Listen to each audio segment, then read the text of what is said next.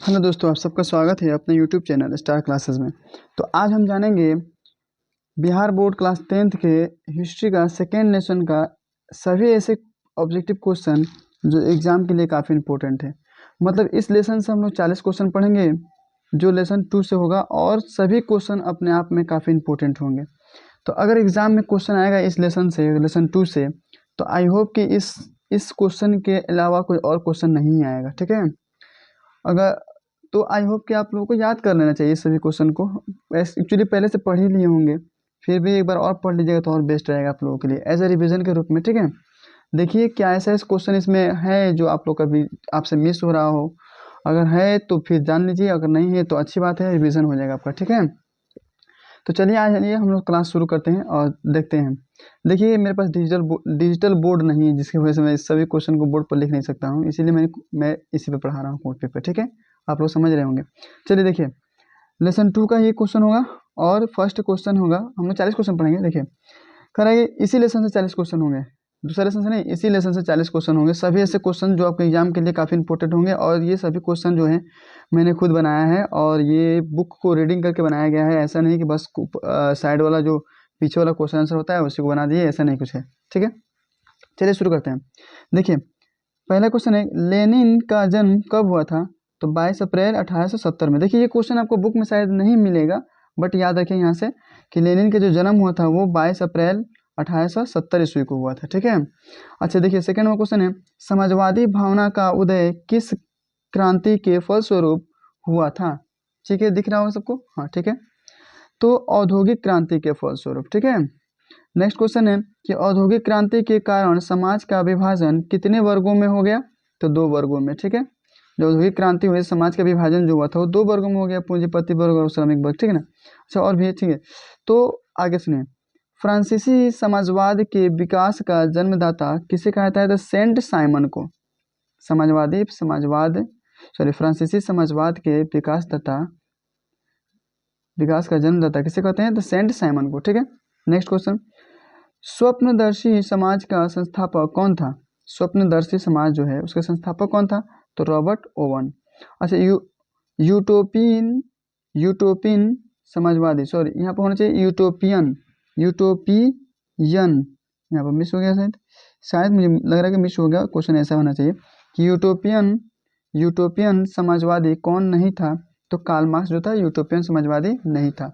Next question, England में समाजवाद का जनक किसे माना जाता है? तो रॉबर्ट ओवन को इंग्लैंड में समाजवाद का जनक मानते हैं, याद रखिएगा, काफ़ी इंपॉर्टेंट क्वेश्चन है। इंग्लैंड में समाजवाद का जनक किसे माना जाता है? तो रॉबर्ट ओवन को। ठीक है, अच्छा प्रथम इंटरनेशनल की स्थापना हुई थी तो लंदन में हुई थी। फर्स्ट इंटरनेशनल की स्थापना कब हुई थी, कहाँ हुई थी? तो लंदन में हुई थी। नेक्स्ट क्वेश्चन है कि साम्यवादी घोषणा पत्र किसने प्रकाशित किया था? तो कार्ल मार्क्स एवं एंगेल्स, ये दोनों मिलकर साम्यवादी घोषणा पत्र जारी किए थे। ठीक है, अब है साम्यवादी घोषणा पत्र कब प्रकाशित हुआ था? तो 1848 में। अच्छा 1848 में ना मेटरनिक युग का अंत भी हुआ था, आप लोग को याद होगा शायद फर्स्ट लेसन में। ठीक ना, चलिए तो साम्यवादी घोषणा पत्र कब जारी हुआ था? तो 1848 ईस्वी में, याद रखिएगा इस क्वेश्चन को। और किसने ये जारी किया था? तो कार्ल मार्क्स और एंगेल्स दोनों मिलकर। ठीक है, चलिए आइए क्वेश्चन नेक्स्ट है इधर। देखिए क्वेश्चन है कि क्वेश्चन क्या है? कम्युनिस्ट मैनिफेस्टो का प्रकाशन किस वर्ष हुआ था? तो 1848 में। 1848 में बहुत सारी चीज़ हो रहा है जी। ठीक है, आगे देखिए, अंतर्राष्ट्रीय मजदूर दिवस किस तिथि को मनाया जाता है? ये तो सबको पता होना चाहिए। ठीक है, तो पता ही होगा, तो 1 मई को। ठीक है, महिला दिवस कब मनाते हैं? तो 8 मार्च को। पर्यावरण दिवस कब मनाते हैं? तो 5 जून को। ठीक है, सभी बहुत इंपॉर्टेंट क्वेश्चन है और सिंपल क्वेश्चन है, ज़्यादा मुश्किल नहीं है। ठीक है, दास कैपिटल किसकी रचना है? दास कैपिटल एक पुस्तक का नाम है जिसे साम्यवादियों का बाइबल कहा जाता है, और उसकी रचना किसने किया था? तो कार्ल मार्क्स ने किया था। ठीक है, किसे साम्यवादियों का बाइबल कहा जाता है? तो दास कैपिटल को। ठीक है, आ भी गया क्वेश्चन, वैज्ञानिक समाजवाद की अवधारणा का प्रतिपादन किसने किया था? तो कार्ल मार्क्स ने किया था। वैज्ञानिक समाजवाद की अवधारणा का प्रतिपादन किसने किया था? तो कार्ल मार्क्स। दास कैपिटल का प्रकाशन किस वर्ष हुआ था? तो 1867 ईस्वी में हुआ था। देखिए इससे काफ़ी क्वेश्चन मिल रहा है कि दास कैपिटल किसकी रचना है? तो कार्ल मार्क्स की। दास कैपिटल को साम्यवादियों का बाइबल कहा जाता है। किस पुस्तक की छपाई हुई थी? तो वो बाइबल की हुई थी। ठीक है ना, याद रखिएगा इसको, ईसाइयों का धर्म ग्रंथ है ये। अच्छा, अब है कि वैज्ञानिक समाजवाद की अवधारणा का प्रतिपादन किसने किया था? तो कार्ल मार्क्स किया था। दास कैपिटल का प्रकाशन किस वर्ष हुआ था? तो 1867 में हुआ था। और लाल सेना का गठन किसने किया था? तो ट्रॉट्स्की ने किया था। लाल सेना का गठन किसने किया था? ट्रॉट्स्की ने किया था। अच्छा, काम के अधिकार को संवैधानिक अधिकार का रूप सबसे पहले कहाँ मिला था? तो रूस में मिला था। जानते हैं कि रूस में उसकी क्रांति बहुत फेमस हुई थी। वार एंड पीस किसकी रचना है? तो लियो टॉल्स्टॉय की। वार एंड पीस किसकी रचना है? तो लियो टॉल्स्टॉय की। ठीक है, हम लोग पढ़ रहे हैं क्लास 10th के हिस्ट्री का सेकेंड लेसन का सभी ऑब्जेक्टिव क्वेश्चन, जो आपके एग्जाम के लिए काफ़ी इंपॉर्टेंट होंगे और आपके लिए काफ़ी इंपॉर्टेंट साबित होंगे एग्जाम में। ये मेरी पूरी गारंटी है कि आप अगर इसको पढ़ ले रहे हो तो इस लेसन से कोई भी क्वेश्चन आए तो आप बिल्कुल अब आपसे मिस नहीं होगा, आप आराम से कर लोगे। ठीक है, देखिए 21वां क्वेश्चन है कि रूस की संसद को क्या कहा जाता है? तो ड्यूमा। रूस की संसद को क्या कहते हैं? रूस में भी एक संसद है, उसको क्या कहते हैं हम लोग? ड्यूमा कहते हैं। अच्छा, खूनी रविवार किस तिथि को तथा किस वर्ष हुआ था? किस तिथि को किस वर्ष, मतलब तिथि मतलब डेट था ये, और वर्ष मतलब ईयर जो भी हो। तो 9 जनवरी 1905 ईस्वी में खूनी रविवार हुआ था। इसके बारे में तो आप अच्छे से सब्जेक्टिव टाइप क्वेश्चन में पढ़े होंगे, खूनी रविवार क्या था, कब हुआ था, क्यों हुआ था। ठीक है, अच्छा देखिए, रूस का पहला समाजवादी था, रूस का पहला समाजवादी कौन था? तो प्लेखानोव जो था वो रूस का पहला समाजवादी था। अच्छा, 1917 ईस्वी की रूसी क्रांति के समय किस जार का शासन था? तो जार निकोलस द्वितीय। याद रहेगा, जार निकोलस सेकेंड। बोल्शेविक क्रांति कब हुई थी? तो नवंबर 1917 ईस्वी में। ठीक है, नवंबर 1917 ईस्वी में बोल्शेविक क्रांति हुई थी, जिसे रूसी क्रांति भी शायद कहते हैं। हाँ ठीक है। अच्छा, रूस में कृषक दास प्रथा का अंत कब हुआ था? तो 1861 में। रूस में कृषक दास, जानते हैं आप लोग, मजदूर दास होते थे, कृषक दास प्रथा का अंत कब हुआ था? तो 1861 में। रूस में जार का अर्थ क्या होता है? तो रूस का सम्राट होता है, मतलब रूस में वहाँ के राजा को क्या कहते हैं? जार भी कहते हैं, और उसका अर्थ होता है रूस का सम्राट। रूस में कृषक दास प्रथा को किसने समाप्त किया था? तो जार अलेक्जेंडर द्वितीय ने।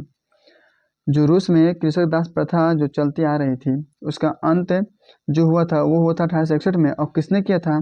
तो जार अलेक्जेंडर द्वितीय ने। अच्छा, 1917 की पहली रूसी क्रांति किस नाम से जानी जाती है? तो फरवरी की क्रांति। ठीक है ना, 1917 ईस्वी की जो क्रांति हुई थी उसको नवंबर क्रांति, उसको फरवरी क्रांति के नाम से भी जानते हैं। अप्रैल थीसिस किसने तैयार की थी? तो लेनिन ने। अप्रैल थीसिस किसने तैयार की थी? वो नहीं दिख रहा था क्या? अप्रैल थीसिस किसने तैयार की थी? तो लेनिन ने किया था। ठीक है, और लेनिन की मृत्यु तो आपको जानते हैं 1924 ईस्वी में हुई थी। ठीक है, और जन्म जो था 22 फरवरी, फर्स्ट क्वेश्चन था यहाँ पे देखिए, 22 अप्रैल 1870 ईस्वी में हुआ था। ठीक है, ये बुक में है नहीं कहीं, बट फिर भी देख लीजिए आप लोग। चलिए नेक्स्ट क्वेश्चन है कि 1917 की बोल्शेविक क्रांति का नेतृत्व किसने किया था? देखिए 1917 ईस्वी को ना में बोल्शेविक क्रांति हुई थी, जिसकी नेतृत्व किसने किया था? लेनिन ने किया था। ठीक है, लेनिन आगे गया था। चेका क्या था? तो पुलिस एक दस्ता था। चेका क्या था? तो पुलिस दास्ता था। भूमि, शांति और रोटी, ये 3 नारे किसने दिए थे? तो लेनिन ने दिया था। भूमि, शांति और रोटी, ये तीनों नारे किसने दिया था? तो लेनिन ने दिया था। और नई आर्थिक नीति एनईपी जिसको कहते हैं, न्यू इकोनॉमिक पॉलिसी का जन्मदाता किसको कहते हैं? तो लेनिन को कहते हैं। ठीक है ना, और नई आर्थिक नीति का अवलंबन कब होता है? तो 1921 में आ गया क्वेश्चन यहाँ पे कि लेनिन ने नई आर्थिक नीति की घोषणा कब की थी? तो 1921 ईस्वी में। काफ़ी इंपॉर्टेंट क्वेश्चन है ये।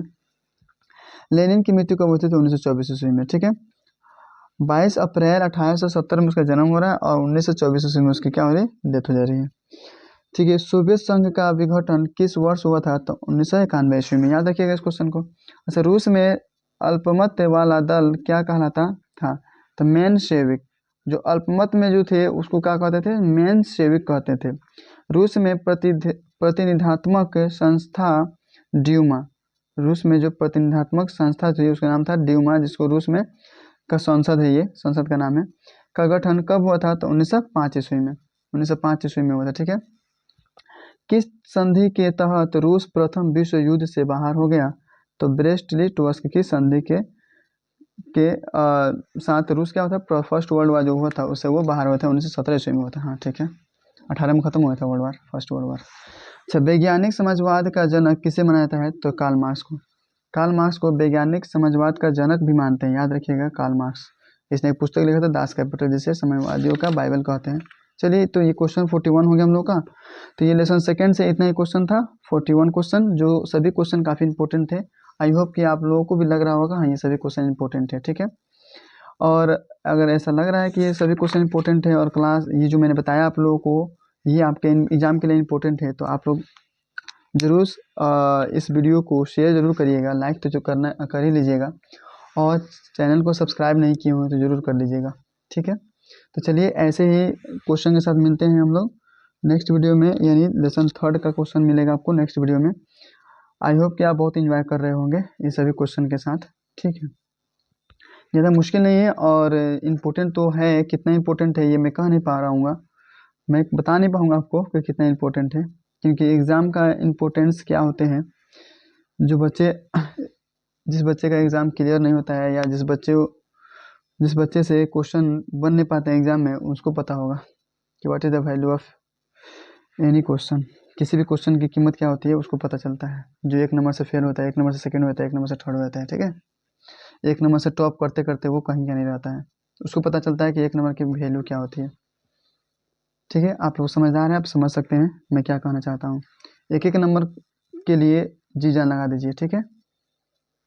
जो होगा सो होगा, बट अपने तरफ से कोई कमी नहीं होनी चाहिए आपको, ठीक है। चलिए, तो मिलते हैं ऐसे ही क्वेश्चन के साथ नेक्स्ट वीडियो में, तब तक के लिए धन्यवाद।